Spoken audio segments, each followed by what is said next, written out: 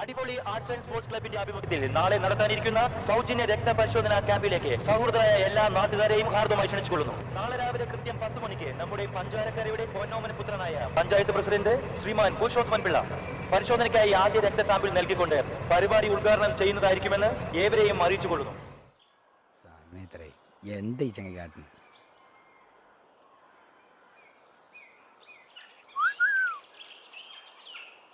ഇതെന്താണത്?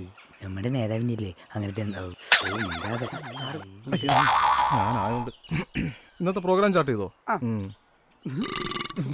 Hello, ഇല്ല ഞാൻ ഭയങ്കര തിരക്കില്ല.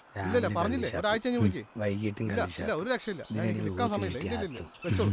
ഇതിനിടയ്ക്ക് എന്ത് എല്ലാം റെഡിയല്ലേ? Come on boys.